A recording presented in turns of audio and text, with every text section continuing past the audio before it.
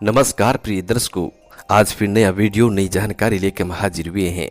दर्शकों, आज की कहानी बड़ी मोटिवेशनल है और बड़ी प्रेरणादायक है। दर्शकों, इस कहानी को सुनने के बाद आप आपके जीवन में कभी दुखी नहीं रह सकते। इस कहानी में बताई हुई बातों को गौर से अपने पल्ले गांठ बांध लो। आपके जीवन में कभी कोई संकट नहीं आएगा, कभी कोई दुख नहीं आएगा। दोस्तों, कहानियां तो आपने बहुत सी सुनी होगी, लेकिन ये आत्मज्ञान वाली कहानी आज आप पहली बार सुनेंगे। ये कहानी आपको आपके जीवन में ढेर सारी प्रेरणाएं देगी। हो सके तो इस कहानी को अपने परिवार में अपने नवजात छोटे छोटे बच्चों को जरूर सिखाएं, ताकि उनका भविष्य आगे जाकर खराब ना हो, वो अपने जीवन में सुखमयी जीवन व्यतीत कर सकें। दोस्तों, वीडियो शुरू करने से पहले आपसे एक छोटी सी गुजारिश है, एक छोटी सी विनती है कि आप हमारे चैनल को सब्सक्राइब करें, बेल आइकन ऑन करें, अच्छे अच्छे कमेंट किया करें, ताकि हर आने वाले वीडियो का नोटिफिकेशन सबसे पहले आपको मिले और आप उसका फायदा उठा सके। प्रिय दर्शकों, हमारे इस चैनल में हम रोज नई नई ज्ञानवर्धक कहानियां, ज्ञानवर्धक चर्चाएं लेके आते रहते हैं, इसीलिए आप हमारे चैनल से बने रहें। शुरू करते हैं प्रिय दर्शकों आज की ये प्यारी सी कहानी, ये प्यारा सा वीडियो। प्रिय दर्शकों, पौराणिक काल समय की बात है। एक आदमी था, वो आदमी बहुत गरीब था। उसका मन बहुत साफ था, वह किसी की कोई भी बात का बुरा नहीं मानता था। उसे तो यही लगता था कि जीवन में वह गरीब है तो इसमें किसी का दोष नहीं है, वह जन्म से गरीब है। उस व्यक्ति से किसी से कोई भी परेशानी नहीं थी और साथ ही वो व्यक्ति भगवान को बहुत मानता था, भगवान पर बहुत भरोसा किया करता था। उसे लगता था अगर भगवान है तो सब कुछ संभव हो सकता है। और वो गरीब व्यक्ति ये भी सोचता रहता था अगर भगवान चाहे तो राजा को रंक बना सकते हैं और रंक को राजा बना सकते हैं, गरीब को अमीर बना सकते हैं और अमीर को भिखारी भी बना सकते हैं। ये सब उसी के हाथ में होता है। और उस व्यक्ति ने कभी भी भगवान से अमीर होने के लिए नहीं कहा। दोस्तों, अब वह गरीब आदमी एक दिन अपने काम पे जा रहा था। वह आदमी अकेला ही रहता था। वह एक छोटे से घर में रहता था। उसका एक छोटा सा घर गांव में था। सभी लोग उसे काम के लिए पूछते थे, क्योंकि वो आदमी काम के लिए किसी को भी मना नहीं करता था और दिल से, पूरे मन से, पूरी लगन से काम को अंजाम देता था, काम को संपूर्ण करता था। वो व्यक्ति गरीब था मगर दिल का बहुत साफ था, बड़ा ईमानदार था। पैसों से गरीब था मगर दिल से बहुत अमीर था, किसी भी काम को मना नहीं कर सकता था। हर किसी की मदद करना उसका स्वभाव था, क्योंकि मदद करना उसका धर्म था।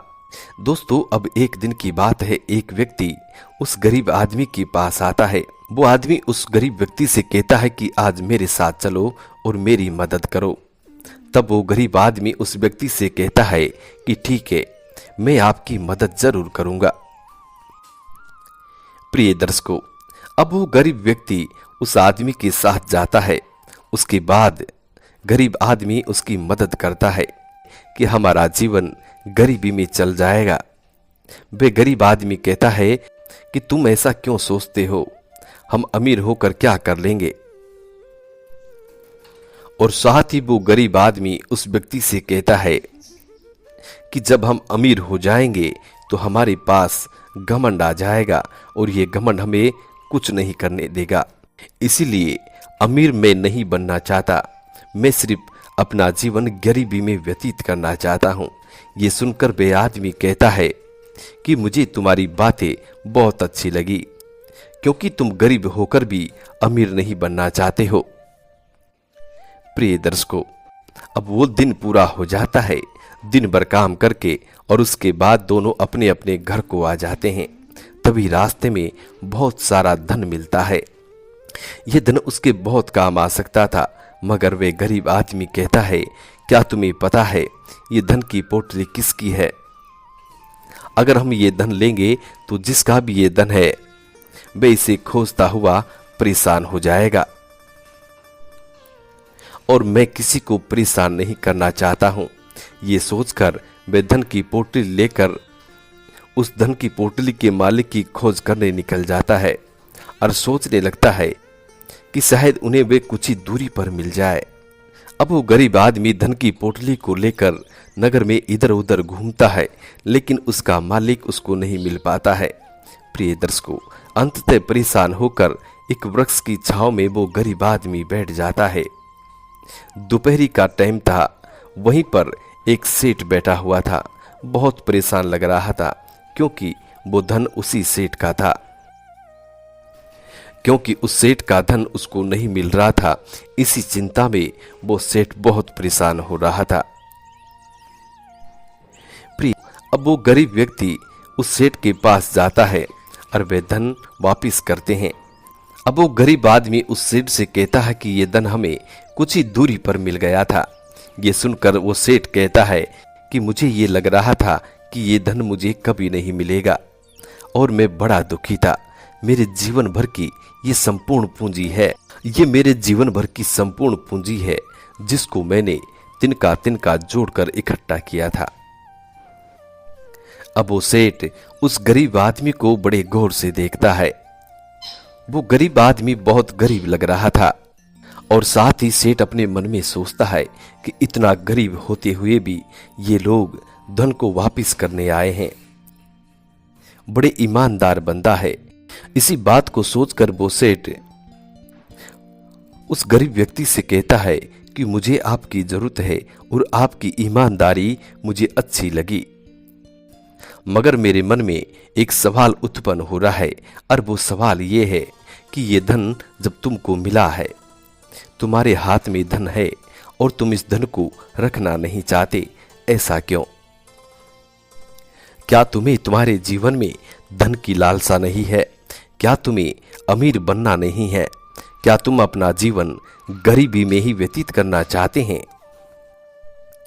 प्रिय दर्शकों, उस गरीब व्यक्ति की इतनी बात सुनने के बाद प्रिय दर्शकों उस सेठ की इतनी बात सुनने के बाद अब वो गरीब व्यक्ति कहता है कि मुझे पता है आप क्या पूछना चाहते हैं, और सेठ जी मैं इस बात को भी जानता हूं, और मैं तुम्हारे किसी भी प्रश्न से परेशान नहीं हूं, दुखी नहीं हूं। मुझे पता है सभी के मन में ये लालच रहता है। सभी को लगता है कि ये धन हमें लेना चाहिए, मगर ये हमारा नहीं है। किसी की मेहनत हमारे काम नहीं आ सकती। अगर हम ये धन ले भी लेते तो इसके बाद हमें कहीं भी कभी भी आराम नहीं मिलता। हम बहुत परेशान रहते, और यदि हमें दुनिया वाले नहीं देखते हैं तो भगवान तो देखते रहते हैं, फिर भी शायद हम उसे जवाब नहीं दे पाते। इतनी बात उस सेठ से कहकर अब वो गरीब आदमी वहां से चला जाता है। वह सेठ उन्हें देखता रह जाता है। अब वो सेठ उस गरीब आदमी के जाने के बाद वो सेठ अपने मन में सोचने लगता है कि ये गरीब आदमी बहुत ईमानदार है। इन जैसा इंसान हमें कभी नहीं मिल सकता। वह सेठ उन्हें पहली बार देख चुका था। अब वह समझ गया था कि ये इंसान उसे कभी दोबारा नहीं मिल सकता। प्रिय दर्शकों, अब वो सेठ उस गरीब आदमी की तलाश में निकल जाता है, उसकी तलाश करता है। कुछ समय बाद वह गरीब आदमी के घर पहुंच जाता है और वो देखता है कि उसके घर में अधिक वस्तु नहीं है, मगर फिर भी लालची नहीं है। प्रिय दर्शकों, वो सेठ और सोचने लगता है कि इतना गरीब होते हुए भी वो सबकी मदद करता है। वह उस गरीब आदमी से मिलता है और उसकी मदद करना चाहता है, मगर वो गरीब आदमी मदद लेने से इनकार कर देता है, क्योंकि वह बहुत खुश था अपनी गरीबी में। प्रिय दर्शकों, जो लोग अधिक लालच करते हैं तो कहा जाता है कि उन लोगों का पतन हो जाता है, क्योंकि लालच ही एक ऐसी बीमारी है, एक ऐसी जड़ है जो जो व्यक्ति का पतन कर देती है। लालच से बुरा दूसरा कोई दुश्मन नहीं होता। व्यक्ति का सबसे बड़ा दुश्मन उसका लालच होता है। जो व्यक्ति सीमा से ज्यादा लालच किया करते हैं, एक दिन उन लोगों का पतन हो जाता है। प्रिय दर्शकों, ऐसा कहा जाता है कि व्यक्ति को कभी भी लालच नहीं करना चाहिए।